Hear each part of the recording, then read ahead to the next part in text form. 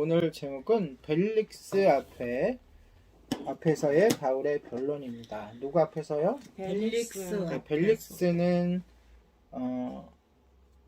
말 그대로 유대 총독이죠. 다시 말해서 이스라엘을 다스리라고 로마에서 파견된 유대인들을 다스리라고 총독입니다. 가이사랴에서 원래 가이사랴가 그런 관저가 있는 곳이라고 그랬잖아요, 그렇죠? 네. 가이사랴에서 바울은 헤롯 왕의 감옥에 갇혔어요. 지난주에 거기까지 얘기를 했거든요. 그 갇혀서 고소한 사람들이 예루살렘에 오기를 기다렸습니다. 이제부터 이제 본격적인 정식 재판이 시작되는 거예요. 이전에 있었던 거는 천부장 앞에서 공의회에서 했던 거는 무슨 죄로 이렇게 잡히는지를 알아보려고 말 그대로 요즘에 얘기하면 검찰에 불려가서 검사를 받은 거랑 똑같은 거예요. 그리고 이제 재판장에 가서 판사 앞에서 본격적으로 재판을 받듯이 이제 총독 앞에서 총독이 이제 로마 황제의 권한을 위임받고 임명돼서 온 사람이니까 여기서 결정되면 끝나는 거예요. 로마 황제한테까지 갈 필요가 없는 거예요. 총독이 죄가 있다 없다, 죄가 있으면 그 죄값으로 어떻게 하겠다고 결정이 나면 끝나는 거예요. 자, 그리고 나서 5일이 흘렀어요. 5일이 흐르니까 예루살렘에서 고소했던 사람이 오겠죠. 이제 재판이 열려야 되니까, 그렇죠? 예.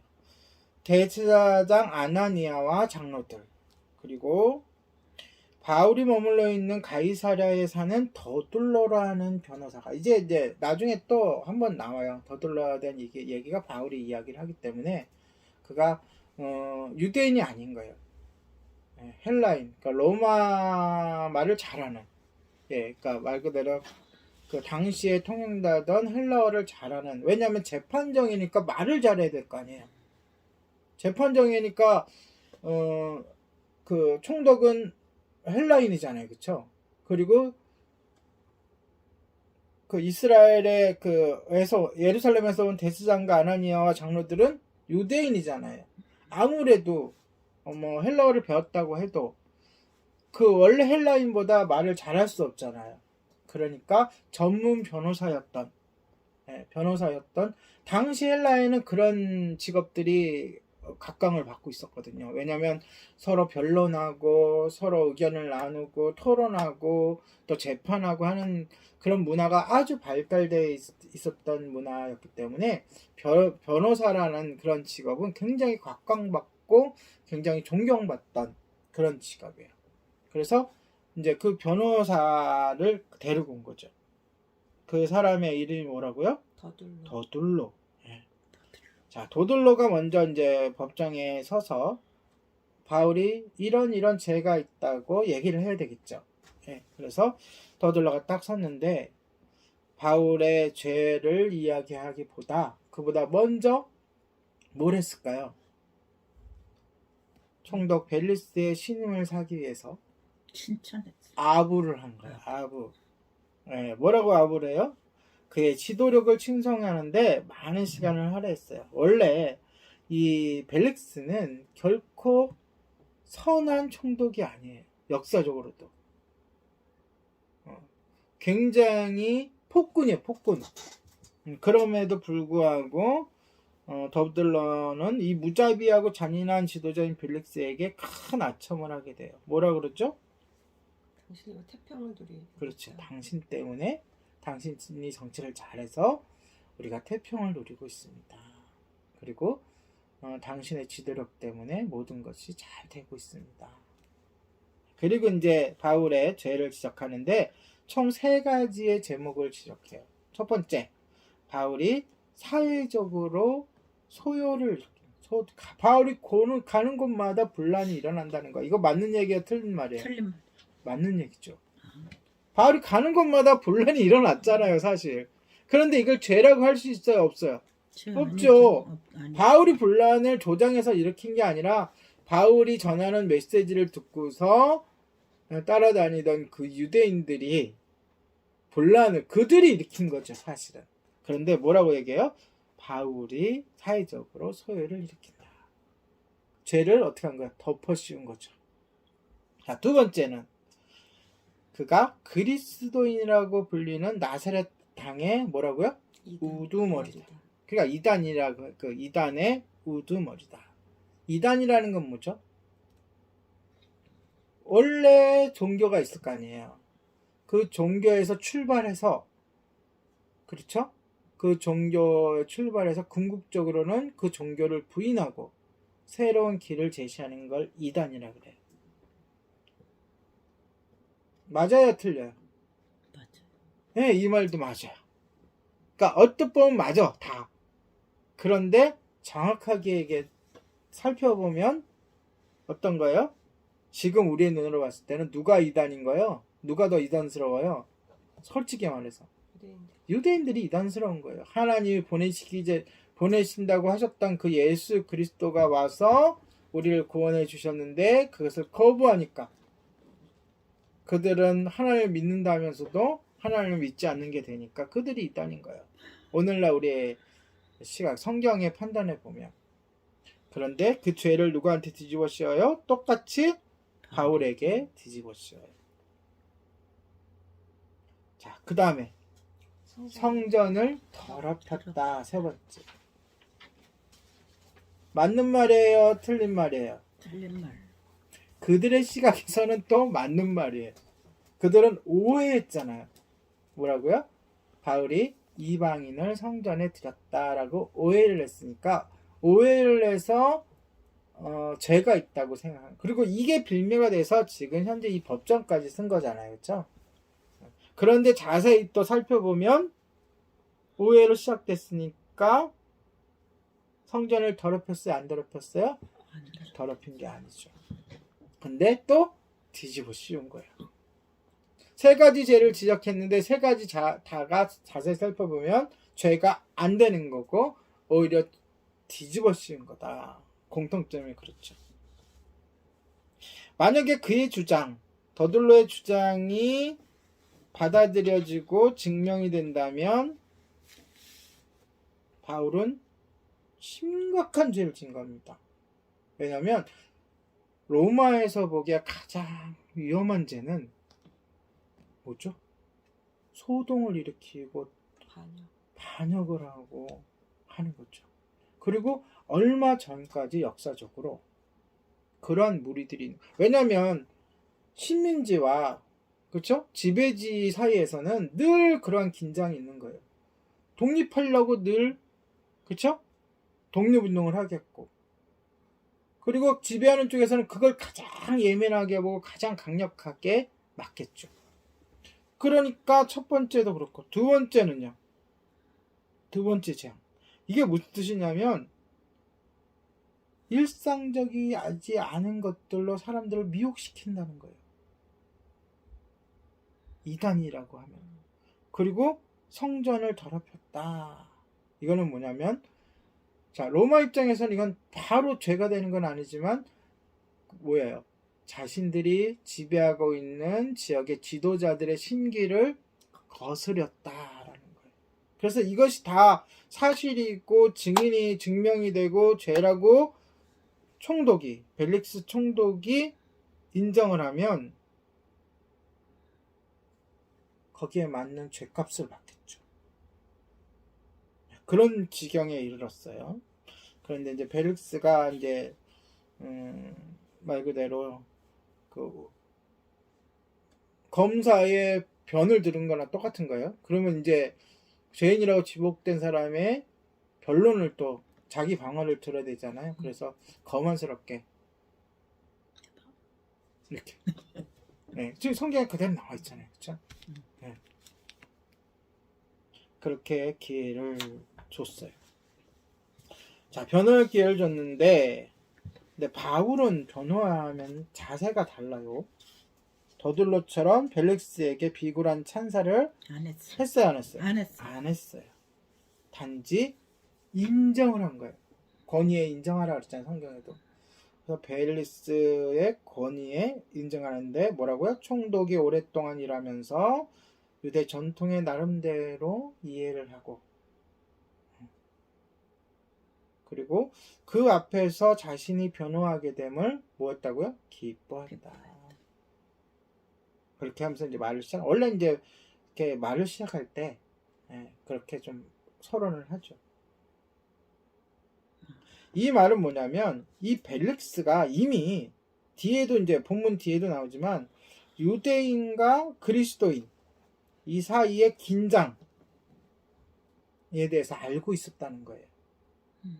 우리 뒤에 같이 뒤에 보면은 이미 그가 도에 대해서 그리스도의 도에 대해서 예수님에 대해서 알고 있었다고 나와요. 자, 그러면서 이제 설명합니다. 바울은 12일 전은 언제부터 10일 전이에요? 재판을 받기. 그러면 재판을 받기 그 가이사랴에 와서 며칠 만에 재판을 받아요? 5일 만에. 그쵸? 그러면 5일을 빼보세요. 며칠? 일주일 만에 잡혀서 공회 회의가 있고 밤중에 죽이려고 하니까 밤중에 천부장이 가이사랴까지 급하게 피신시키고 이게 일주일 만에 이루어졌다는 거예요. 날짜 계산을 하면. 그러니까 지금 굉장히 짧은 시간 안에 굉장히 큰 일들이 많이 일어난 거예요. 자, 10일 전에 예배 드리러 예루살렘 성전에 갔다. 이 말은 무슨 뜻이죠? 짧은 시간 동안 할 새가 없어. 그렇죠. 뭔가 뭐 소동을 일으키고 뭘 회책하고 뭘 할 틈이 없었다. 왜?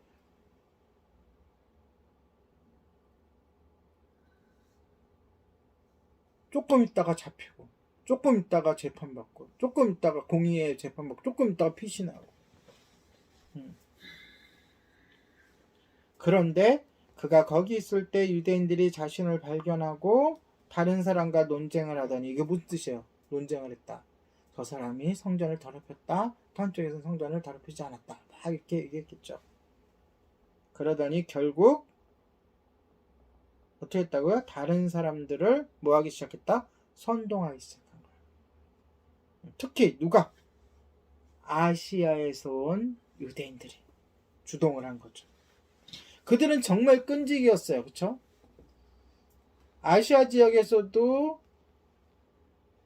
바울이 한 도시에서 그들의 핍박을 받고 피해고 다른 도시를 가면 그 도시로 또 쫓아오고.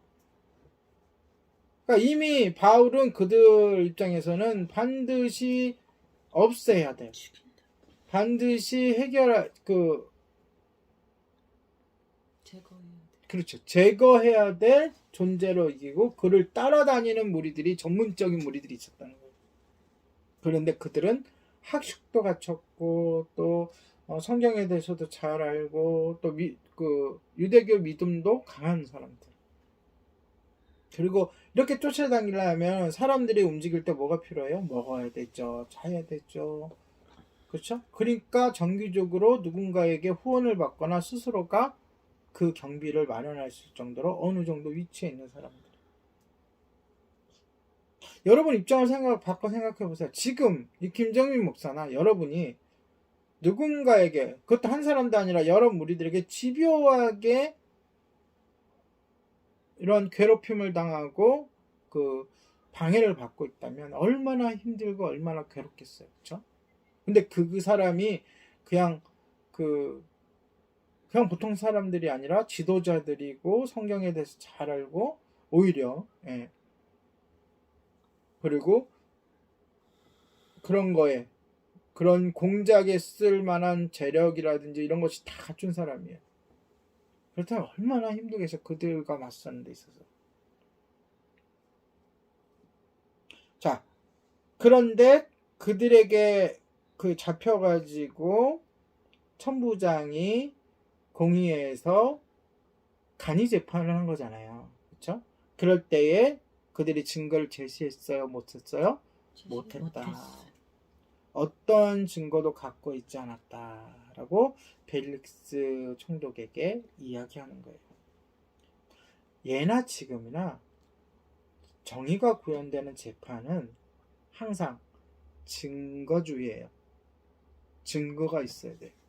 그리고 증인이 있어야 되는 거예요. 일방적인 주장으로서 뭔가를 결정하면 그것이 제대로 된 재판이에요, 아니에요? 아니라는 거예요.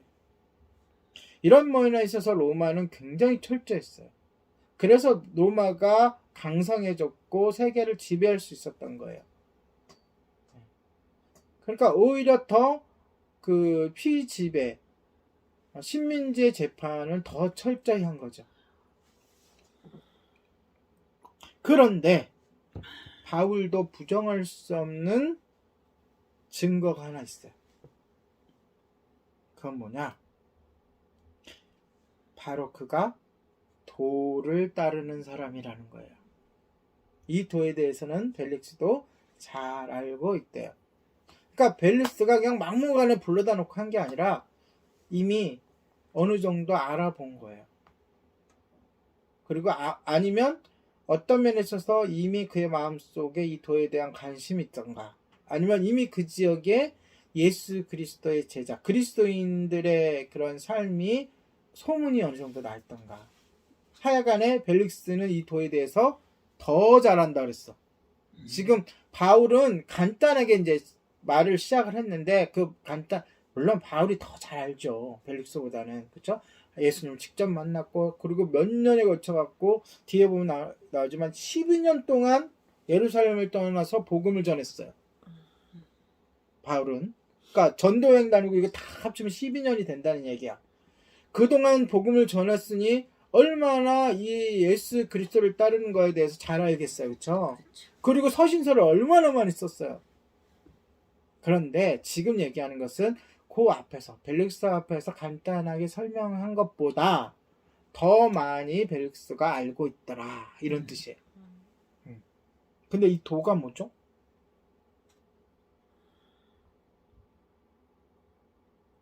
간단하게 얘기하면 바울이 얘기하고 있잖아요. 지금 예수 그리스도를 따르는 길, 예수 그리스도를 따르는 방법, 그걸 도라고 그러잖아요. 우리가 도 닦으세요 하잖아요. 그게 무슨 뜻이에요? 세상 사람이 도 닦으세요 이러는 거예요. 자신을 성찰하고 자신을 닦는 그 길, 그 법을 따라가세요, 이런 뜻이잖아요. 그렇죠? 예. 예. 그거를 대입해 보면 예수님을 따르고 예수님을 섬기고 구원받는 일에 대한 그 길, 그 길에 대해서 어느 정도 벨릭스가 알고 있었다라는 거예요. 자, 뭐 어떻게 구체적으로 예수 그리스도를 따르는 것, 이 도가 첫 번째는. 두 번째는 오실 메시아에 대한 구약의 예언들이 누구를 통해서 성취되었다? 예수 그리스도에 대해서 성취되었다. 이 두 가지를 믿기 때문에 자신은 또 여기서 세 번째는 뭐냐면은 의로운 사람이나 악한 사람이나 어떻게 된다고요? 모두 부활할 것이다. 예. 지금 도 안에 지금 간략하게 바울이 설명하는 거 이 세 가지를 너무나 탁월해요. 이 짧은 시간에 이것에 대해서. 그리고 마지막 네 번째, 예수께서 세상을 심판하시러 다시 오실 것이다. 완벽하죠. 그러니까 살을 다 빼고, 뭐 지금 재판장이고 길게 얘기할 수 없고, 언제 벨릭스가 말을 끊을 수도 있기 때문에 짧게 얘기하면서, 그렇기 때문에 그걸 믿기 때문에 자신은 하나님과 사람 앞에서 어떻게 깨끗한 양심으로 살기 위해서 뭐 했다고요? 노력했다. 깨끗한 양심을 가졌다 이 얘기가 아니라 노력했다. 그렇게 살기 위해서 노력했다. 자신에 대해서 설명한 거야 지금 여기까지가. 그렇죠? 이제는 그러니까 바울의 이제 특기가 나옵니다. 특기가 뭐예요? 모든 말과 모든 행실과 모든 사건을 복음을 전하는 대로 사용하는 게 바울의 특기잖아요. 그렇죠? 그래서 이 재판 또한 복음을 전하는 거예요. 모든 사람이 주님이 다시 오실 것을 준비해야 합니다. 이것이 복음이죠. 그럼 지금 재판을 막 하고 있는 벨릭스 총독도 준비해야 되고, 자신을 고발하고 있는 이 사람들도 준비해야 되고, 또 그 재판을 구경하고 있는 모든 사람들이 다 뭐 해야 돼요? 준비해야 된다. 준비가 뭐예요? 어떻게 준비하는 거예요? 예수님을 믿는 거. 영접하고 믿어야 된다 라는 복음을 전하고 있는 거예요. 결국은.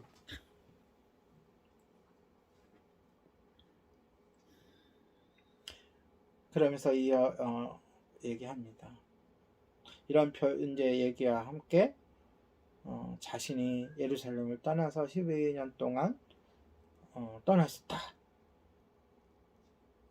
그러니까 뭔가를 주도할 만한 사람을 끌어가지고 이렇게 조직할 만한 사람, 자신은 오로지 복음을 전하는데 전념한 사람뿐이야.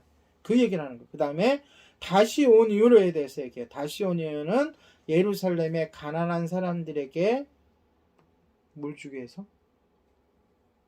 헌금. 구제 헌금을 주기 위해서. 그게 우리 앞에 있던 사도행전하고 사도행전 쭉 한번 보세요.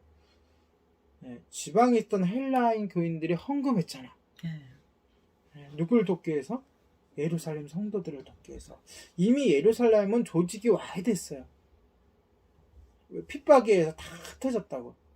흩어졌다는 얘기는 자, 두 가지예요. 사도들이 복음을 세상에 널리 전하기 위해서 다 나갔고, 두 번째는 또 반대로 그 디아스포라, 그러니까 흩어져 있던 유대인들이 성전에 와서 1년에 3번, 근데 오순절에 와서 성령 체험한 걸 보고서 회개하고 와서 돌아가질 않아. 그럼 이들이 먹고 살아야 될 거 아니에요. 그쵸? 그 다음에 연이은 기근이 있었어요. 그러니까 이 예루살렘에 있는 이 교회는 어려움에 처할 수밖에 없어요. 사도들도 떠났죠. 핍박도 계속되죠. 더군다나 사람들이 모여서 떠나질 않아. 그러니까 곳곳에 있는 헬라인 교회 교인들이 헌금을 해서 누구한테 줬어요? 바울에게. 또 어쩔 때는 바울과 바나가 같이 있을 때는 그들에게. 또 성경에는 없지만 이들 외에도 순회성 지도자들이 많았다고 하니까 그 지도자들을 통해서 예루살렘 방문하면 전해주십사 하고서 해주셨을 거예요. 그래서 그 목적으로 예루살렘 방문했다. 그게 첫 번째 목적이고, 두 번째는 목적이 뭐예요? 헌신을, 개인적인 헌신을 하기 위해서. 우리 앞에 우리가 나눴어요. 바울이 갱그릭에 의해서 머리를 깎고 그 머리카락을 버렸다 그랬어요? 갖고 있다가 예루살렘에 와서 그 머리를 제단에 바치고, 그게 뭐예요? 나시린 서약의 완성이라 그랬죠. 그걸 목적으로 하고 왔다는 거예요. 그래가지고 이제 나시린 목적을 갖고 있는 머리 깎아야 되는, 이제 막 시작하는, 아니 시작이 아니라 마치는 다른 사람들과 함께, 그쵸? 그 일을 행하다가 마지막 날에 이런 사단이 벌어져서 재판관까지 온 거 아니에요. 그래서 그걸 또 설명을 하는 거예요. 그런데 이걸 다 알아들어, 총독이.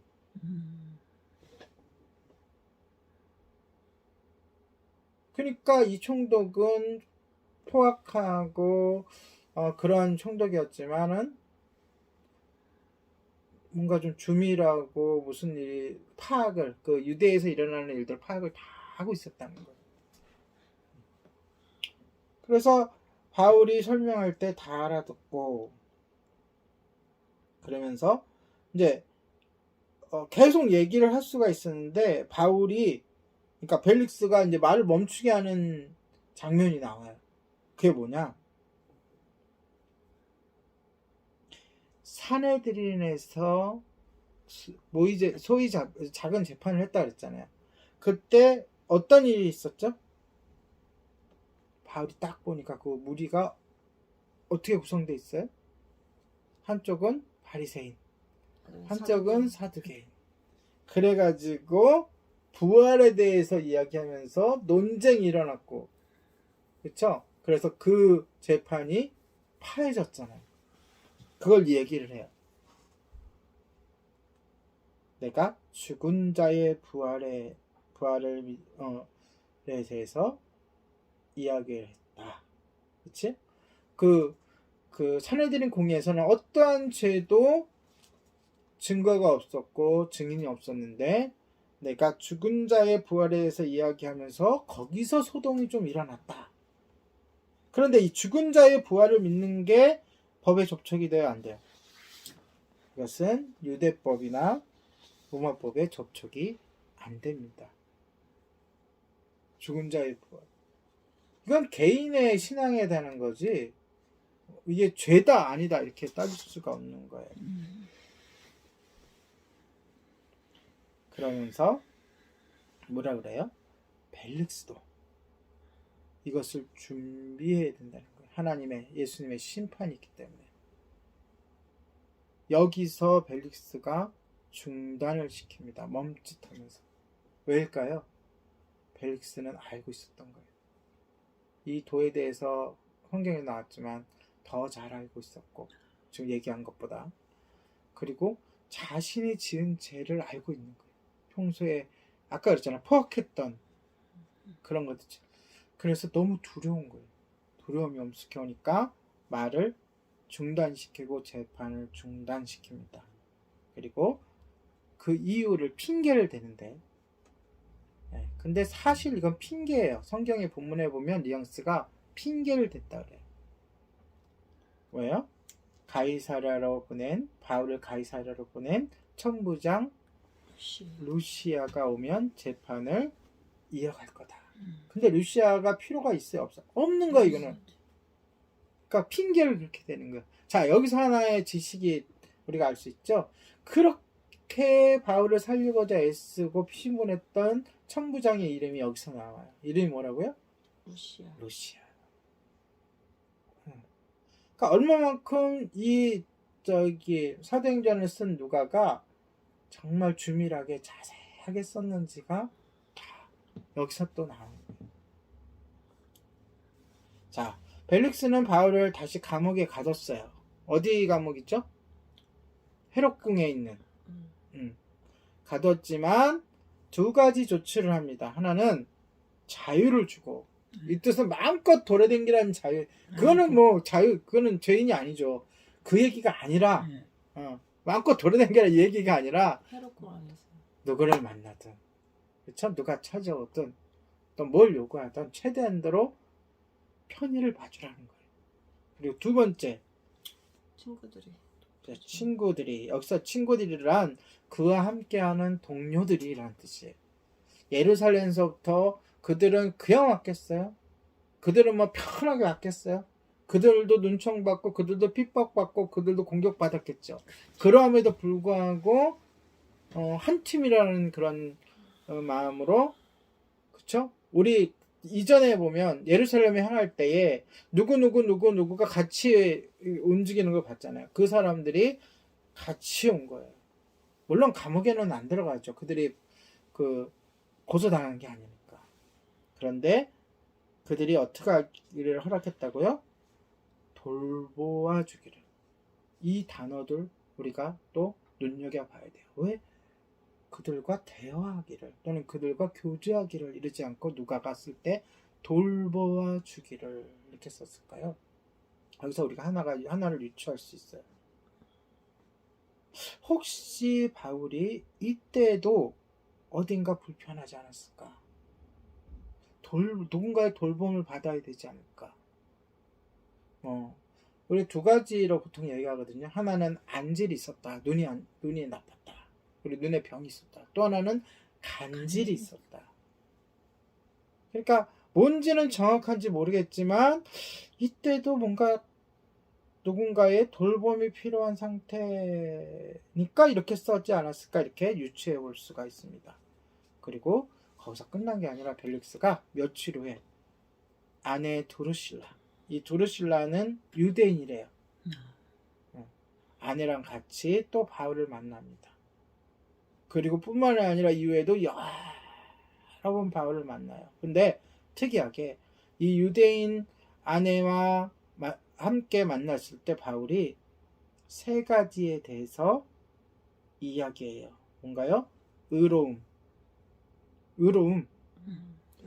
절제. 절제를 왜 얘기했을까요? 펠릭스가 절제하지 못하고 누굴 화가 나면 확 죽여버리고 뭐 그런 것 같아요. 그 다음에 심판에 대해서 얘기해요. 그러니까 바울이 봤을 때 벨릭스가 이렇게 더 심오한 얘기를 할 수 있을 정도로 벨릭스가 어느 정도 이렇게 마음이 열리기도 하고 지식을 갖고 있는 거예요. 그래서 깊은 얘기를 나눴다는 거예요. 복음에 대해서. 그랬더니 벨릭스가 뭘 느껴요? 두려움을 느꼈다. 왜? 지은 죄가 있으니까. 네. 제가 아까 얘기했던 게 이해가 되는 거죠. 그래서 우리는 아까 제가 얘기했듯이 벨릭스가 잔인무도한 총독이었음을 알고 말씀드렸는데, 이런 바울의 이야기는 그가 하나님 앞에서 언젠가는 자신의 행위에 대해서 뭘 받아야 된다고요? 벌을 받아야 한다는 것을 깨우쳐 준 거죠. 그런데 여기서 중요한 게 있어요. 깨우침을 받으면 어떻게 하면 돼요?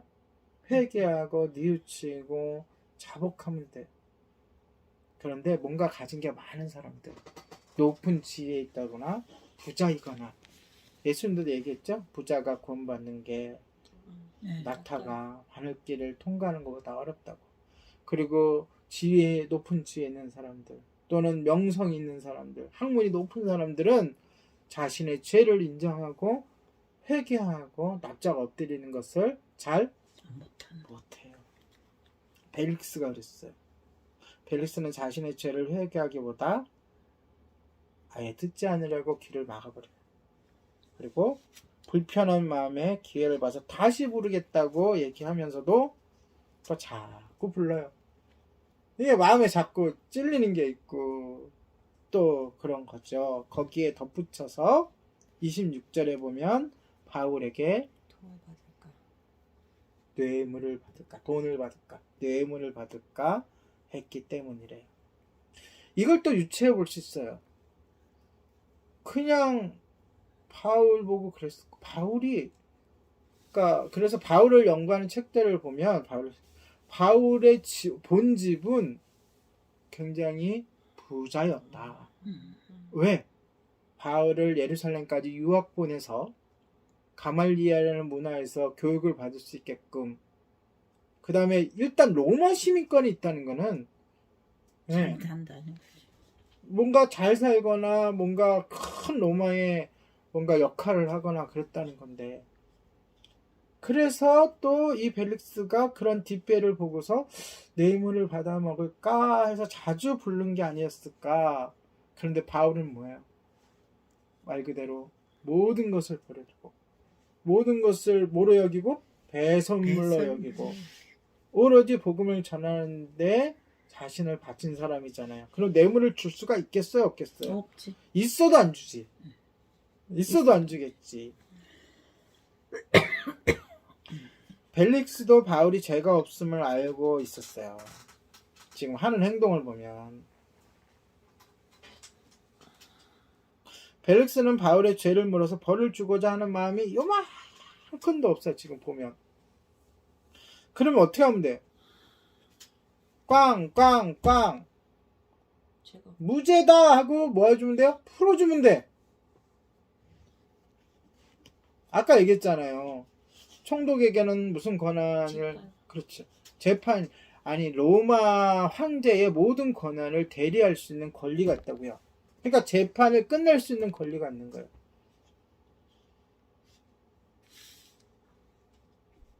그런데 자꾸 재판을 미뤄요. 그 결정을 미루고 계속 만나면서 뭔가 좀 얻어낼 게 없나 참 찌질하죠. 그런데 어쩌면 이것조차 하나님의 의도하심이다 라고 저는 본문을 묵상하면서 봤어요.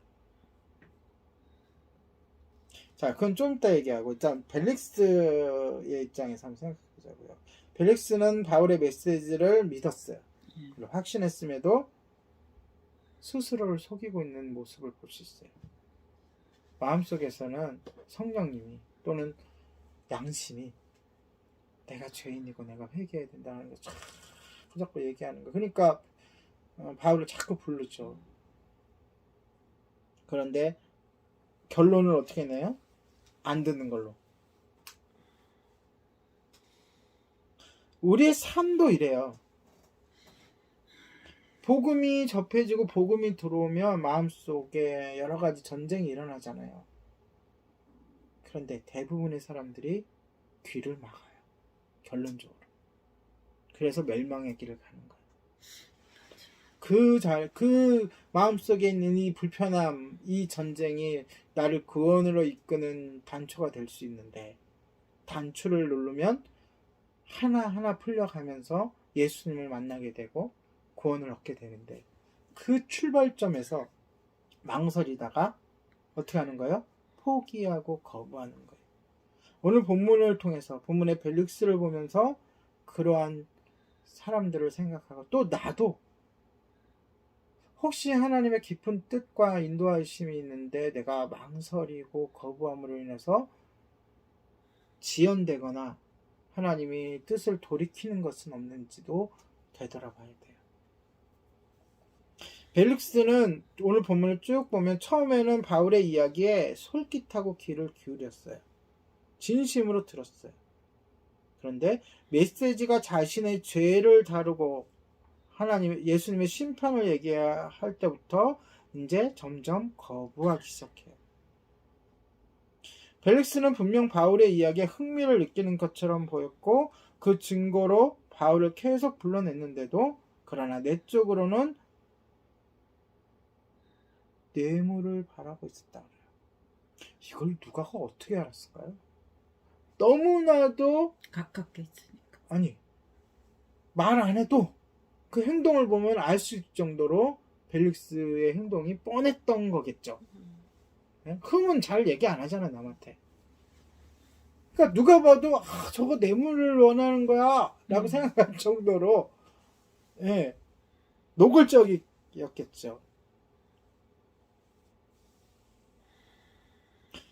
오늘날에도 이와 같은 사람들이 있는데요. 그들은 교회와 기도 모임은 계속 나옵니다. 근데 결과적으로 마음에서 복음의 메시지를 무시하고 거부합니다. 그래서 교회에 열심히 나오다가 어느 날 갑자기 안 보이는 사람들, 그런 사람 너무나 안타까운 모습인 거죠. 그렇게 거부하는 동안 우리 속에는 이 죄가 어떻게 해요? 사람을 올감해요. 마침내 선언하게 해요. 나는 예수님을 믿지 않겠다. 나는 교회를 나가지 않겠다. 라고 결론을 내리게 합니다.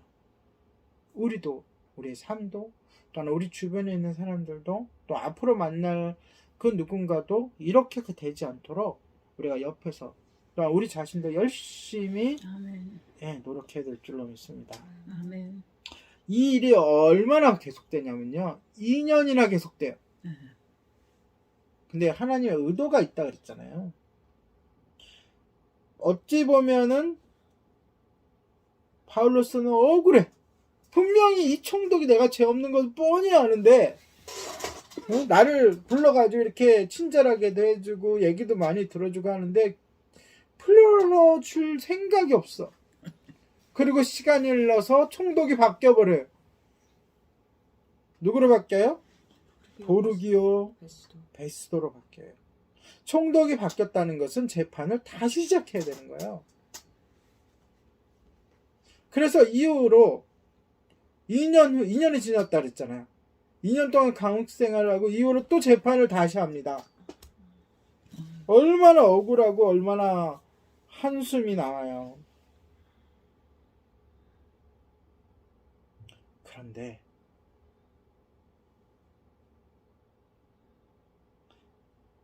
이 사도 바울이 잘못을 하지 않았는데도 2년 동안 감옥에 있어야 했을 이유가 있어요. 하나님이 거기서 꺼내주지 않고.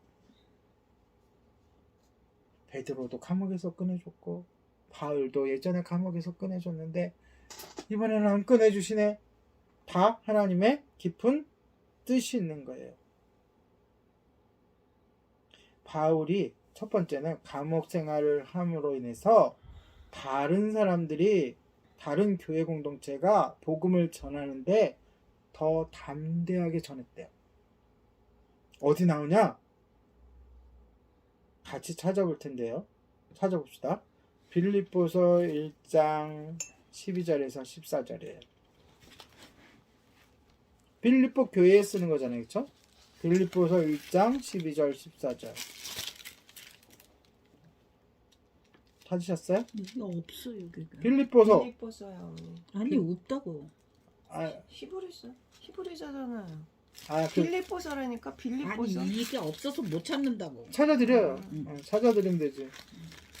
이게 다 망가져 갖고 없어졌어.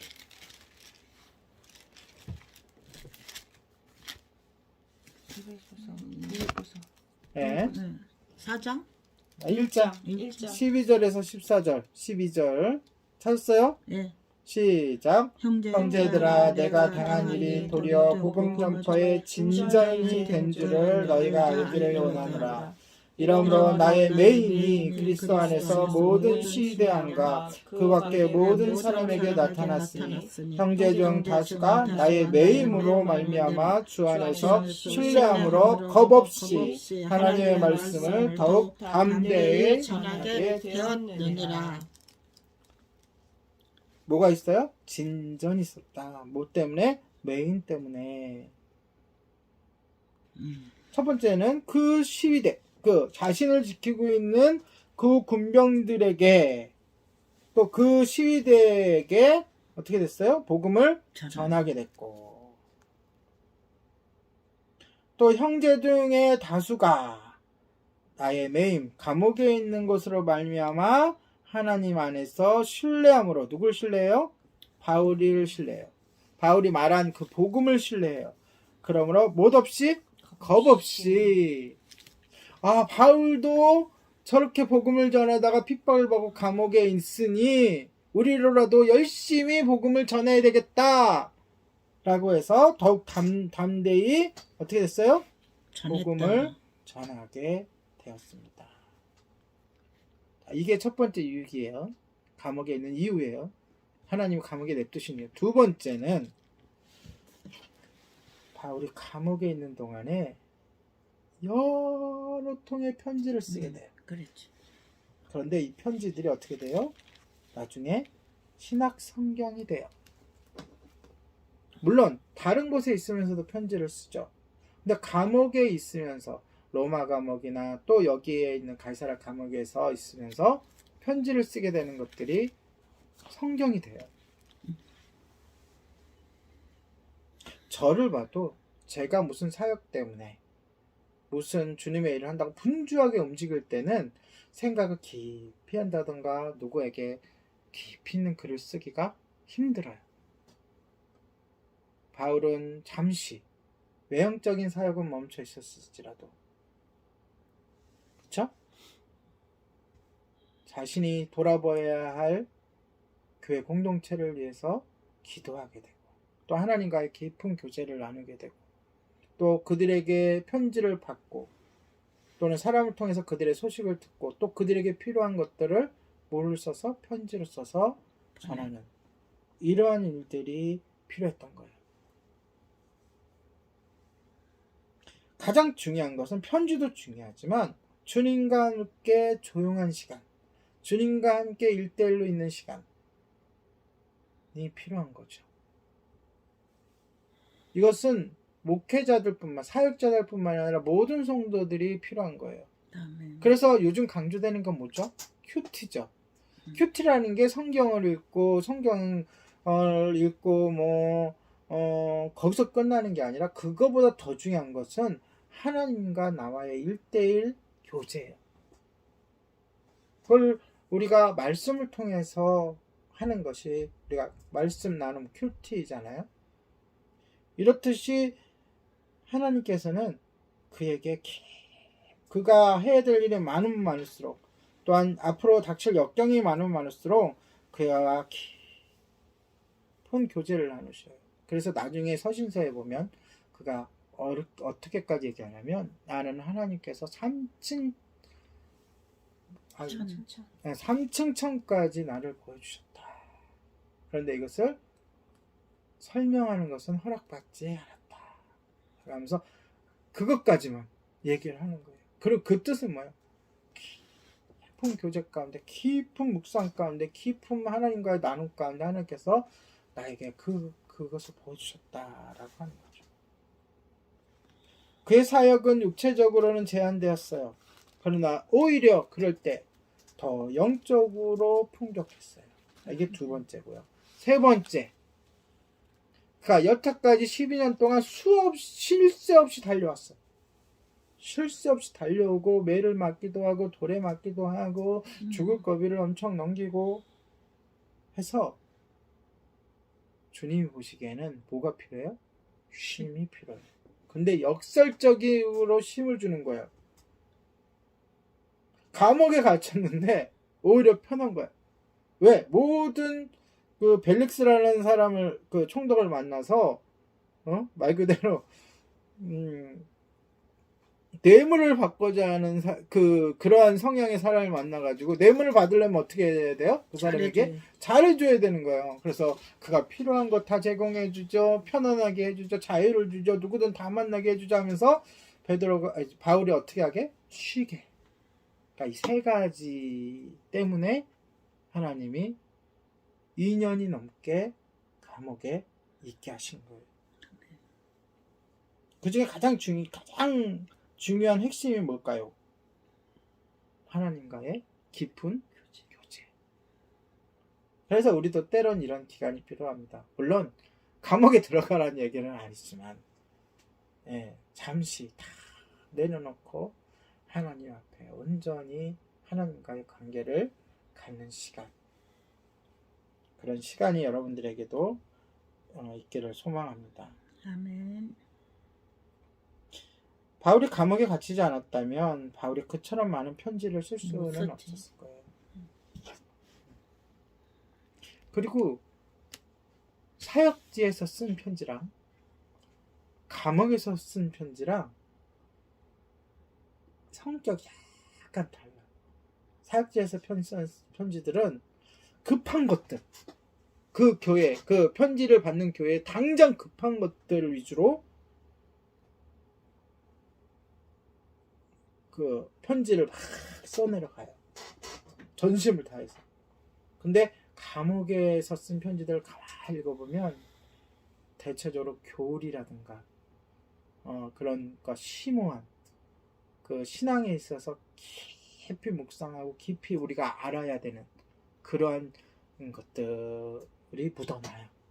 그러니까 이 차이도 있어. 그것도 우리가 성경을 묵상하면서 여러분들도 느껴보시길 바랍니다. 바울도 사실 이렇게 편지를 쓰고 뭐 이렇게 하면서 이 편지들이 성경에 들어갈 줄도 감히 상상도 못했을 것이고, 오늘날도 이 많은 사람들이 자신의 편지를 읽으면서 은혜받고 도전받고 변화받고 예수님을 만날지는 상상도 못했을 거예요. 굉장히 현실적이었던 바울은 아마 보내고자 하는, 편지를 읽고자 하는 그 교회, 물론 한 교회가 아니라 이 편지는 서로 돌아보게끔 했기 때문에 그 지역의 교회들에게 필요를 채워주기 위해서 편지를 썼겠지만 하나님의 의도는 거기를 뛰어넘는 거죠. 그렇게 하셔서 모든 것에 하나님께 의도가 있고 하나님의 그런 인도하심이 있다는 것. 비록 바울은 감옥에서 패한 듯 보이지만 사실은 위대한 승리를 거두고 있다는 것, 우리가 잘 아시기 바랍니다. 무엇보다 하나님은 우리의 고난마저도 주관하신다는 것을 확신하시기 바랍니다. 아멘. 하나님은 다른 것들로 구원의 생명을 구원하는 일을 하시지 않고요, 우리들을 통하여 하시고자 하세요. 가장 기뻐하세요. 물론 하나님이 직접 나타나서 바울처럼 직접 나타나시거나 무슨 큰 기적을 통해서 하시기도 하지만 하나님이 제일 기뻐하시는 것은 먼저 믿는 우리들이 예수 그리스도, 내가 체험한, 내가 알고 있는, 또한 나에게 주어진 말씀으로 그 예수님을 전할 때 예, 그래서 생명을 구원할 때 가장 기뻐하시고 가장 흐뭇하신다는 거 잊지 마시길 바랍니다. 자, 여러분 지금 고난 가운데 있죠? 네. 저는 지금 여러 가지 육체적 고난도 있어요. 저는 이빨이 지금 그래가지고 말은 진짜 많이 하는 해야 되는데 자꾸 거슬러가지고 월요일 날 이제 이빨을 뽑고 이제 그 오랜 기간에 거쳐서 임플란트를 하려고 하는데 그렇기도 하고 또 정신적으로 고난을 당하는 사람들도 있어요. 또 제게 기도 제목을 주신 분 중에 한 분은 당장 오늘 내일 암으로 암 말기라 암으로 오늘 내일 하시는 분들도 있어요. 그런 모든 상황 가운데 그 고난을 하나님께서 주관하시고 또 고난을 사용하신다 라는 걸 잊지 마시기 바랍니다.